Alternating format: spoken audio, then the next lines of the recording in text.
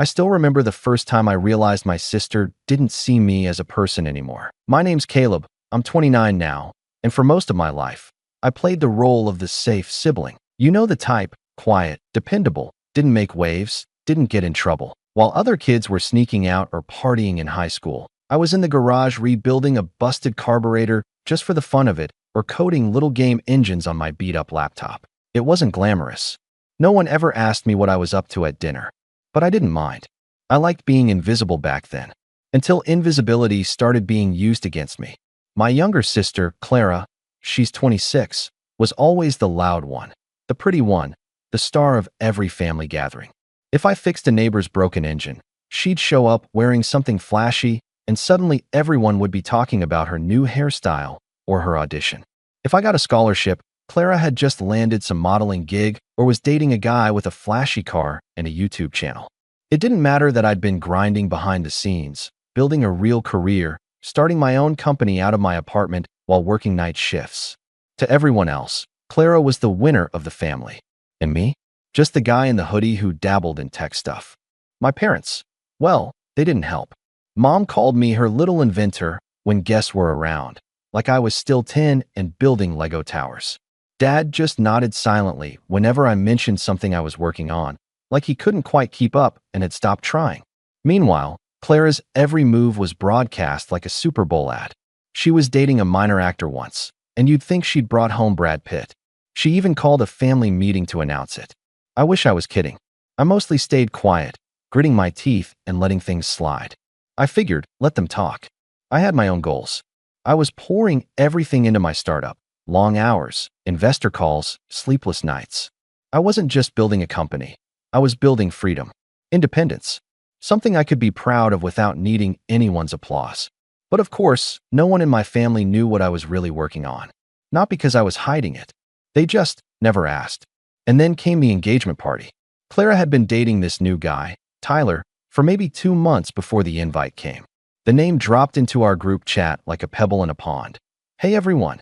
Tyler and I are throwing an engagement party this Saturday. Clinking glasses ring, can't wait to see you all there. No one had even known they were engaged. Mom blew up the chat with heart emojis. Dad responded with great news. I typed out congrats and deleted it twice before finally sending congrats. Looking forward to it. It felt forced, but whatever. I knew the drill. When Saturday rolled around, I showed up in a dark blazer and slacks. Nothing too flashy, but clean and sharp. The party was at a rented event hall, decked out like a low-budget wedding already. Champagne glasses lined the entrance, there was a photo booth, and someone had even hired a saxophonist. Clara was working the room like a politician at a fundraiser, arm in arm with Tyler. And Tyler, well, let's just say he had that kind of face that looked like it had never known struggle.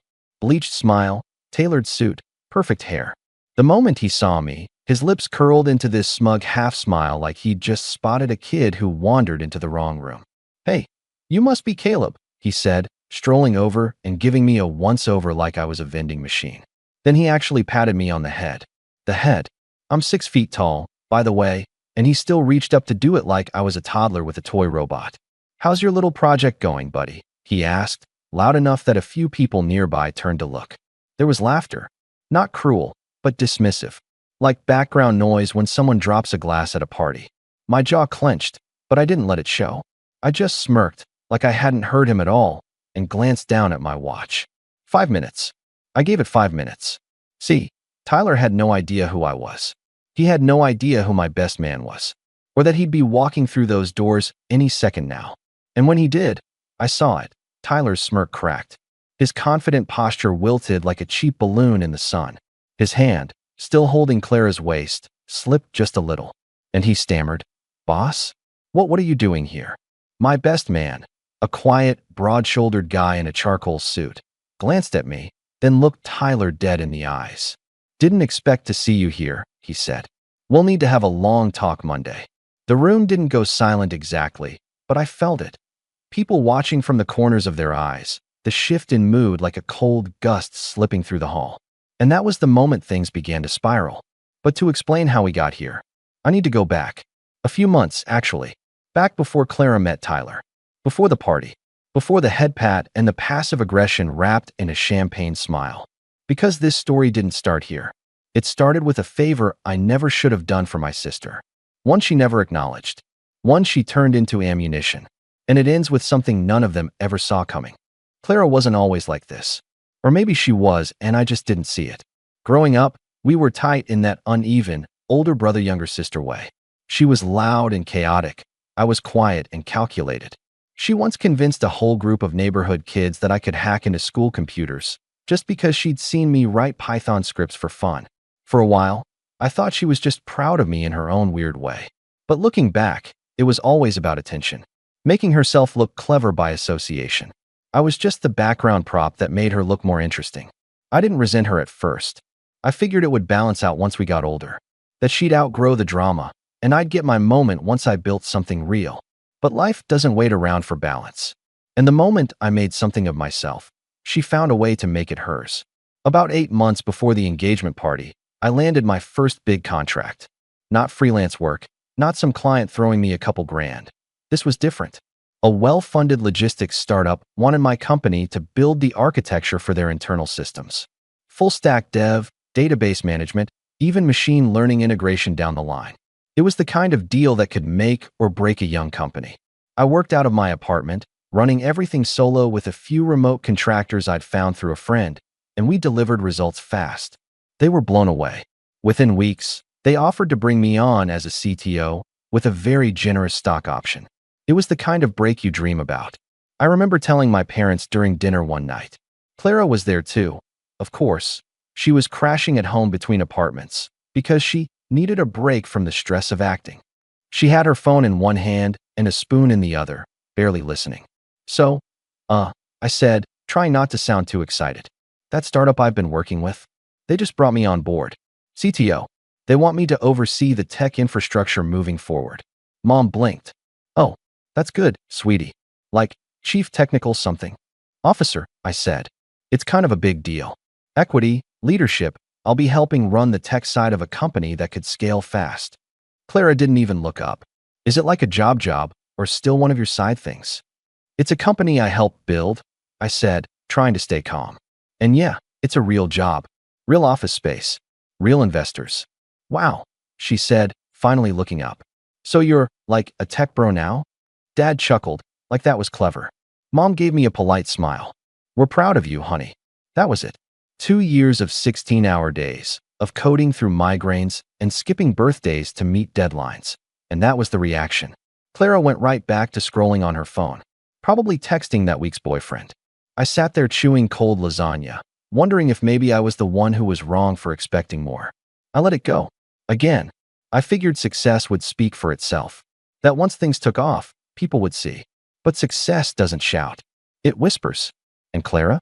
She only listens when someone's shouting her name. About a month later, I got a call from Clara at 11 p.m. I almost didn't pick up, but I did. Hey, Caleb, she said, breathless. I need a huge favor. She'd gotten into some legal mess over a brand deal. Something about violating a contract with a rival agency.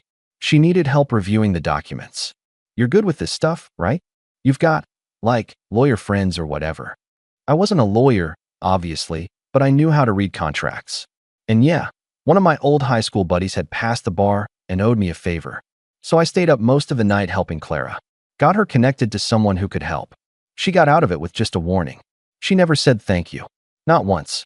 Instead, 2 weeks later, she posted a photo on Instagram with the caption, "So grateful to have friends in high places who have my back, nail polish, #blessed, #networking, no mention of me." I was just the guy behind the curtain again, pulling levers, solving problems, and staying invisible. It didn't stop there. She started using my name in conversations with people she wanted to impress, dropping my brother the CTO like it was a prop. I found out from one of her friends. Apparently she'd been telling people she was helping me get connected in the industry. Yeah, my brother's startup is doing well, she'd say. I got him in touch with a few people.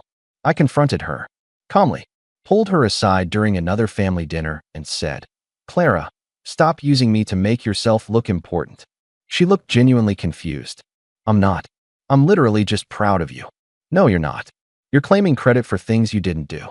You never even asked what I actually do. She rolled her eyes. God, you're so sensitive. That's when it clicked for me. Clara didn't just want attention.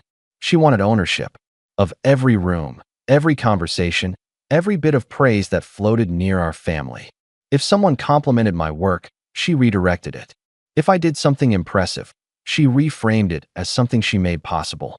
And the worst part? No one noticed or cared until the betrayal. 3 months before the engagement party, I got word that my company was being considered for an even bigger deal. A logistics firm overseas wanted to expand into the US and needed a tech partner with scalable systems and strong leadership. We were on the shortlist. I flew out for the pitch, nailed it, and came back with a letter of intent. 2 weeks after that, Clara called me out of the blue again. Hey, so do you think your company is hiring? I was surprised. For what? Marketing, maybe? PR? Something creative. I just think it'd be cool to work with my big bro for a bit. I hesitated. This wasn't a favor about contracts or legal stuff. This was about access. She wanted in, and I should have said no. But I didn't. I said I'd think about it. Biggest mistake of my life. I talked it over with my co-founder, my best friend, Josh. The guy who would later walk into that engagement party and change everything. Josh wasn't a fan of Clara. He'd met her a few times and said she had main character syndrome. I laughed it off at first, but now I knew what he meant. Still, we agreed to bring her in on a short-term freelance basis. Low stakes. Just help with social media content, nothing sensitive. At first, it was fine. She posted some decent graphics, ran a few decent campaigns. But then she started pushing for more access. I need admin privileges if you want me to schedule posts. Can I get added to the team Slack? It'd be easier if I had access to your press contacts.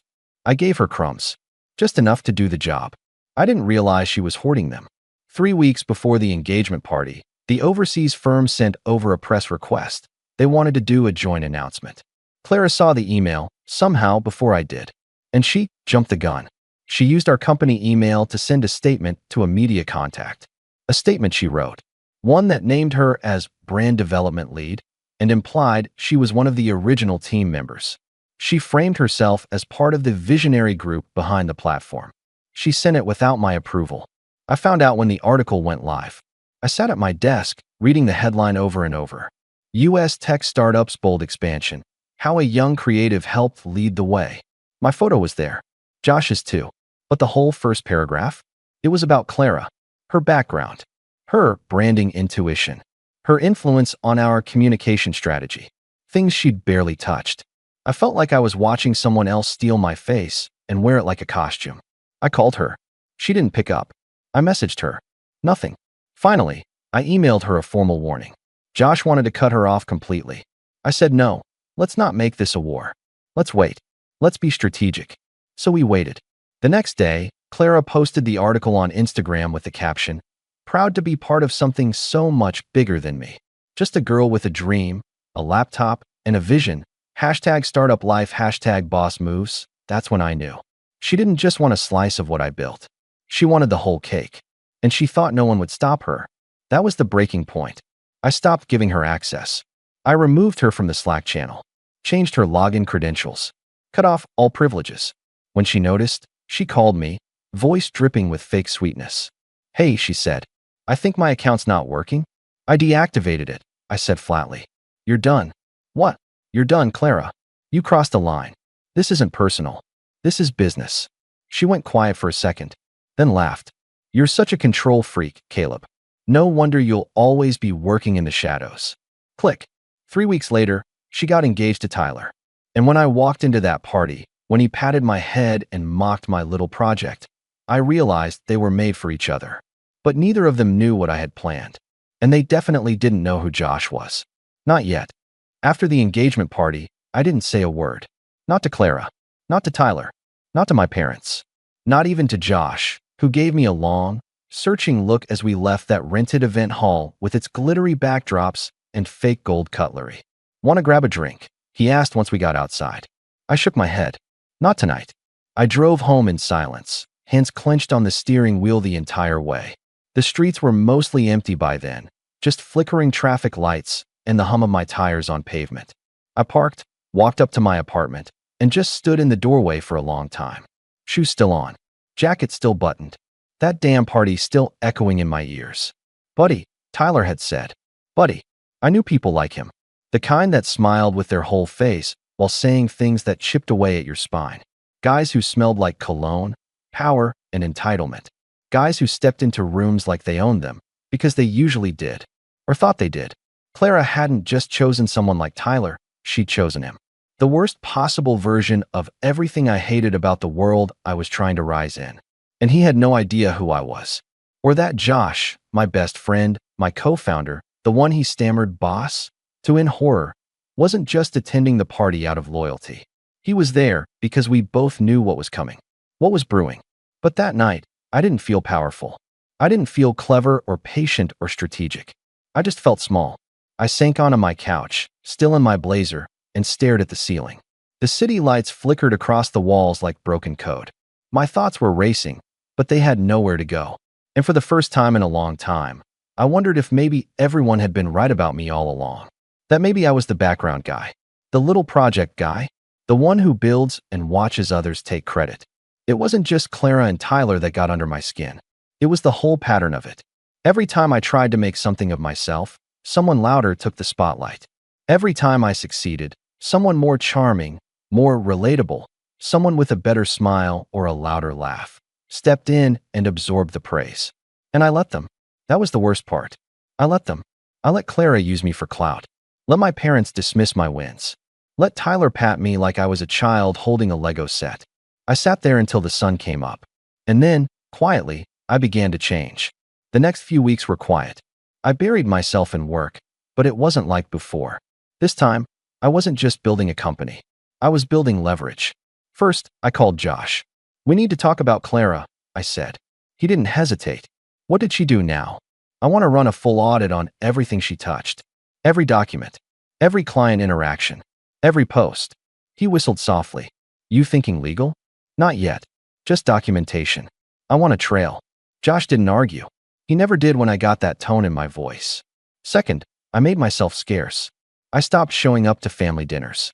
Ignored Clara's passive-aggressive messages. Dodged Mom's texts asking why I hadn't congratulated Clara on her big modeling opportunity. I didn't even know what that meant, and I didn't care. Let them wonder. Let them fill in the blanks. Third, I started going to the gym again. It wasn't about looking good, though that was a nice side effect. It was about control, about reclaiming something. I hadn't touched a weight in over a year, and my body felt it. The first week was brutal. I couldn't lift my arms without wincing. But every rep, every drop of sweat, reminded me I wasn't weak. Just neglected. By others, and by myself. Then I cleaned my apartment. Not just a quick sweep. I mean a full purge. Old electronics, half-broken gadgets, piles of unopened mail, cables I hadn't touched in 5 years. Gone. I reorganized my desk. Wiped my whiteboard clean. Drew a single line across it in red marker. No more crumbs. And under that, a list. Secure investment round, finalize overseas expansion, restructure, marketing team, leverage Clara's breach, protect IP plan, reveal. It wasn't a revenge plan. Not yet. It was a rebuild. A rise. But deep down, I knew where it could lead. One night, maybe a month after the party, I got a call from my mom. "Hey, stranger," she said. "Hi, Mom. You haven't been around lately." "I've been busy." A pause. Then, "Clara's been a little upset. She said you locked her out of your company's accounts. She broke protocol. You know how she is, Caleb. She doesn't mean any harm. She lied. She stole credit. She sent a press release that almost ruined our deal." Mom sighed. She just wanted to be part of something. You know how hard things have been for her since. I cut her off. Why is it always about how hard things are for Clara? Why does she get grace and forgiveness, but I get silence? "You're stronger than her," she said, like that explained everything. "No, I'm just quieter." And I hung up. That night, I slept better than I had in months. At the office, things were moving fast. Josh and I closed the expansion deal. The foreign firm loved our pitch, and more importantly, they loved our integrity. We didn't tell them what Clara did. We didn't have to. We simply delivered, over and over again. They saw what we built, and they wanted in. We brought on 2 new developers. Hired a full-time branding lead. Not someone flashy. Not someone with a curated Instagram feed. A real professional. And we rewrote our mission statement. Tight, powerful, unapologetic. We built the platform. We built the future. And we named who did it. Me. Josh. Our team. No embellishment. Just truth. Meanwhile, Clara spiraled. She started posting weird, cryptic stories. Some people are just threatened by powerful women. It's always the ones closest to you who fear your light. You can't cancel a queen. I didn't respond, but I watched. She posted a video one night, clearly tipsy, ranting about bro culture and gatekeeping. It got a few hundred views. Nothing viral, but it was enough to make a few of our mutual acquaintances raise eyebrows. Is everything okay between you two? One of them messaged me. I didn't answer. I didn't need to, because something was shifting. For the first time, people were starting to notice. Not the drama, not the noise. Me. They started asking what I was building. Investors called. Podcasters reached out. A few publications asked for interviews. Not fluff pieces, but actual interest in the tech. The architecture. The vision. My name was on the patent filings. My name was on the trademark. Clara couldn't claim credit anymore. And that terrified her. The final straw came 2 weeks before the wedding. She showed up at my office. Unannounced. I was on a Zoom call with a potential partner when I saw her through the glass wall. Arms folded, sunglasses perched on her head like she was shielding herself from reality. I excused myself, walked out, and met her in the hallway. Clara, I said. We need to talk, she snapped. Make an appointment. Oh, drop the act, she said. I know you're still mad about the article. But come on, Caleb. We're family. This whole silent treatment thing, it's beneath you. I stared at her. Really stared. And for the first time, I saw it. Not confidence. Not poise. Panic. You're losing control, I said. She blinked. You're used to being the favorite. The one everyone listens to. The one who gets forgiven. But not here. Not anymore. Her voice cracked. I just wanted to be part of what you built. You wanted to own it. She didn't deny it. Tyler thinks you're being petty, she said. Tyler's a fraud, I replied. And you know it. That shook her. She looked away. I didn't mean to hurt you, she said, softer now. I didn't think it mattered. It did. We stood in silence. Then she said, Are you coming to the wedding? I haven't decided. Mom will be upset if you don't. I'm not doing this for Mom. She didn't have a response to that. So she left, and I went back to my office, shut the door, and added a new line to the whiteboard. Reveal date, wedding. Because that was the moment. The moment they'd all be there. Clara, Tyler, our parents, everyone who ever looked at me like I was just the background noise to someone else's spotlight. And that's when the tables would turn. But they didn't know that yet. They still thought I was the quiet one. The little project guy, just a guest at the party. What they didn't know was that I brought the storm with me. There's a strange sort of clarity that hits when you stop chasing recognition. For most of my life, I thought if I worked hard enough, if I built something valuable enough, people would naturally see it. Respect me. But they didn't. Or maybe they saw it and just didn't care enough to look beneath the surface. Clara certainly didn't. Neither did our parents. They were too dazzled by flashbulbs and Instagram captions to recognize quiet brilliance. So I stopped hoping they would. That's when I stopped building for them and started building against them. Not out of spite, not out of anger, out of precision. They tried to erase me from my own narrative. Now I was going to make sure they could never rewrite it again. The wedding was 3 weeks away, and for the first time in years, I found myself looking forward to a family event. But first, I needed to do a few things. 1. Assess the battlefield. Clara was a creature of perception. Image was everything. She didn't need truth, she needed optics. As long as people thought she was thriving, she could keep dancing in the center of every room. Tyler was worse. He was the kind of guy who wore his net worth like cologne. His identity hinged on dominance. He had to be the most successful guy in the room, or he'd start tearing down anyone who threatened that illusion. And me?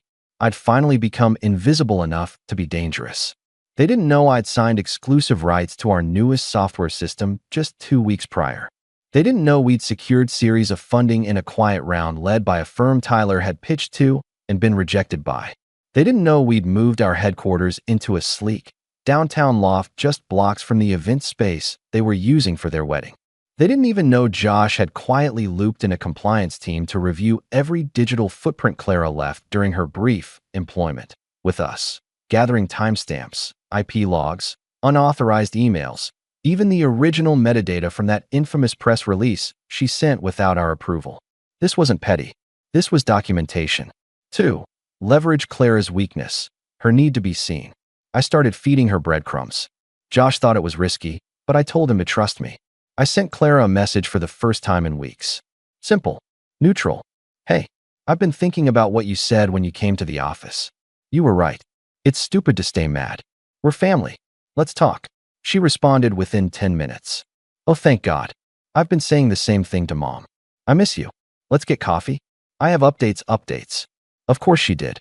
We met at a trendy cafe she loved. One of those places where the baristas wear suspenders and the menus are printed on recycled paper. She walked in like she owned the air around her, Tyler's designer jacket hanging off her shoulders. We hugged, briefly. She smelled like vanilla and ambition. So, she said, sipping her oat milk latte, what's going on in your world, Mr. CTO? I played it cool. Still working. Still building. She leaned in. I heard from a friend that your company's moving offices? That's huge. I raised an eyebrow. Yeah, small upgrade. Nothing major. She smiled like she'd found a secret crack. Well, I'm booked solid. The wedding is a monster, but I've also got a brand deal launching next month. And Tyler's been talking to some venture capital folks again. Really? I said. Is he starting something new? He's working on a crypto-adjacent platform, she said, like that was a normal sentence. I nodded. Sounds volatile. She laughed too loud. You're so grounded, Caleb. That's what I always loved about you. I almost winced at that. Anyway, she continued, brushing non-existent crumbs off her lap. I've been thinking about the wedding party lineup. Mom said it might be nice if you made a little toast. Nothing dramatic, just a few words about us growing up, funny memories. You're good at writing. A toast. A few words. About us. I smiled. Yeah, I can do that. She beamed, thinking she'd won me back. But she had no idea what I'd just agreed to. 3. Build the alliance. Back at the office, Josh was waiting. I walked in, tossed my keys on the table, and sat down with the weight of 2 decades behind my shoulders. She took the bait, I said. He raised an eyebrow. She invited you to speak? She basically handed me a microphone, I said. On her wedding day, in front of everyone she wants to impress. Josh leaned back in his chair, smiling slowly. You going nuclear? I shook my head. Surgical. He reached into a folder and slid a document across the desk. Compliance report's done. You want the executive summary. Just tell me if there's enough to make her sweat. He nodded. If we wanted to press charges? We could. Unauthorized access, reputational damage, false claims of partnership, violation of NDA. I don't want to ruin her life, I said. I just want her to understand she doesn't own mine. He nodded, understanding. We'll keep it sealed. But if she ever tries this again, I finished the thought for him. We won't need to talk. Just press send. He smiled. You know, I used to think you were too soft. I was. Not anymore. 4. Reclaim the narrative. I spent the next week tightening every bolt on our systems. Public-facing pages, updated with proper bios and credits. LinkedIn profiles, streamlined. Social media, branded and curated with subtle emphasis on the real team, the real timeline, the real story.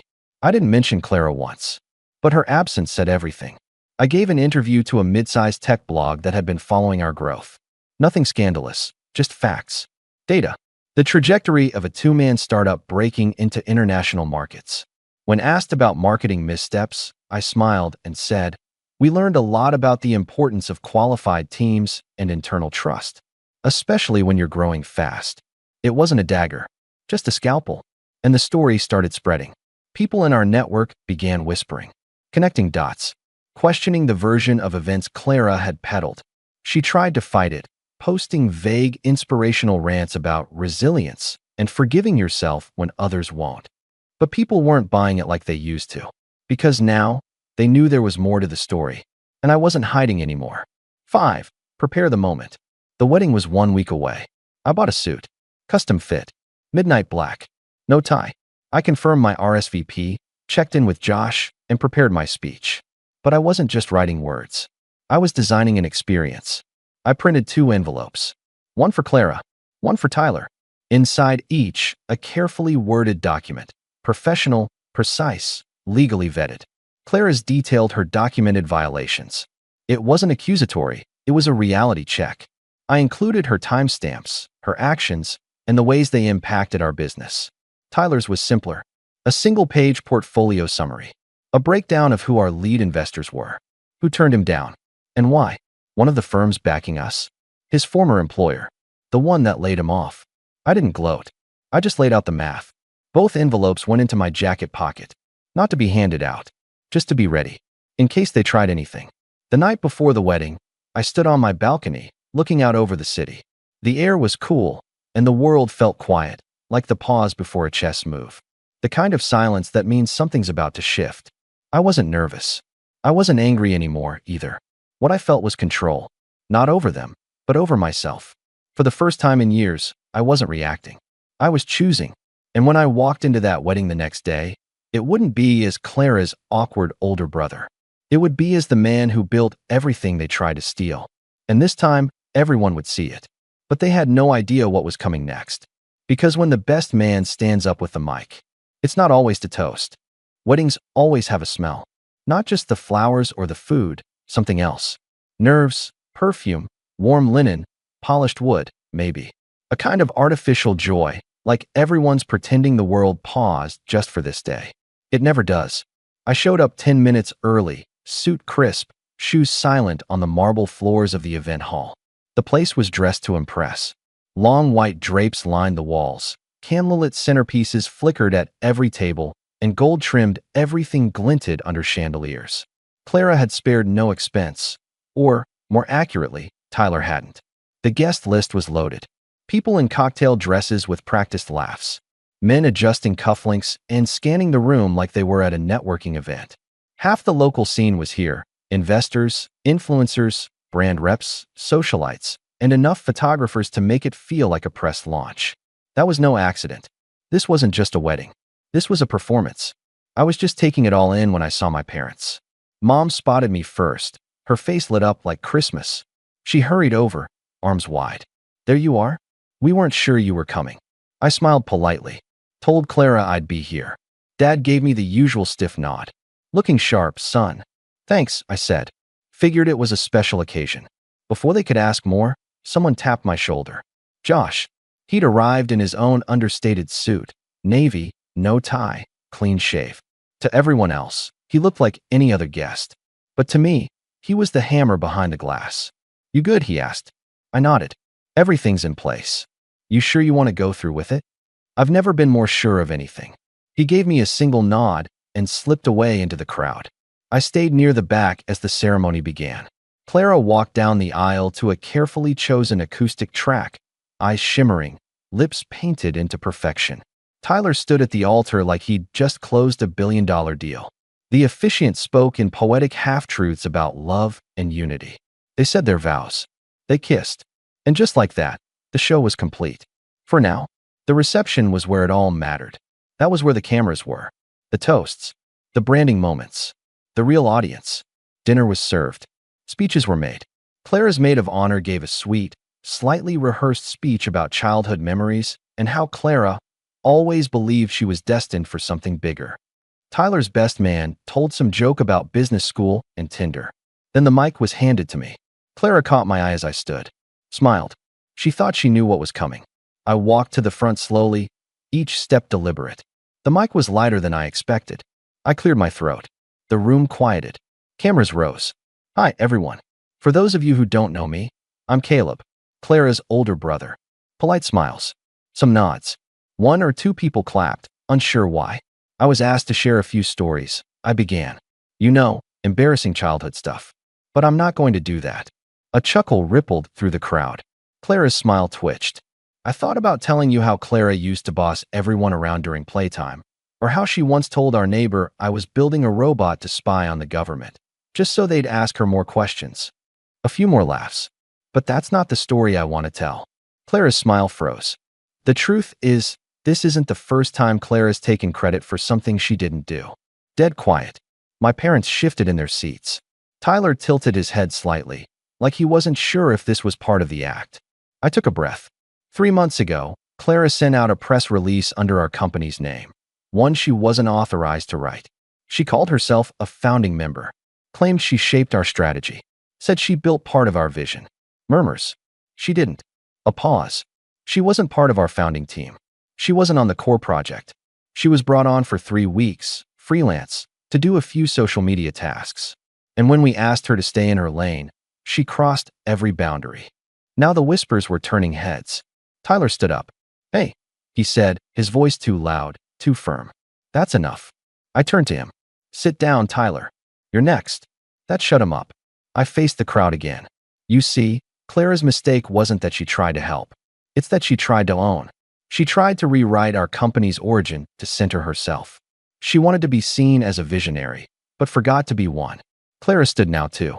"Caleb, stop." I looked at her. "I gave you chances. Every step of the way, I let things go. I stayed quiet. I kept building. But you didn't just want credit, Clara. You wanted control. You wanted the spotlight, no matter who you stepped on to get there."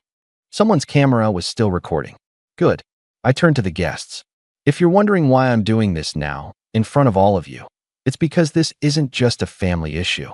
Clara used my company's name, our reputation, to elevate herself in your eyes. She made herself the hero of a story that wasn't hers to tell. And now, you should know the truth." Silence. No music. No clinking glasses. Just the low, reverberating sound of consequences landing. I turned to Tyler. "As for you, we've never spoken professionally, so let me fix that. You pitched to Larkbridge Capital last year, right?" He blinked. "What?" "Turned down after the second round. They didn't believe in your platform. Thought it was all noise, no signal. Where are you getting? They're one of our investors now. They funded the last round. Just thought you'd want to know what a little project can do when you're not busy patting people on the head." Tyler's face flushed the color of raw steak. I took out the envelope from my pocket, the one with the breakdown. I didn't hand it to him, just placed it on the table in front of him. "Do with it what you want." Clara was frozen. No tears, just panic. The kind that comes when someone's entire script has been burned mid-performance. I looked at her one last time. "Clara, I hope you find peace, but you won't find it in other people's reflections."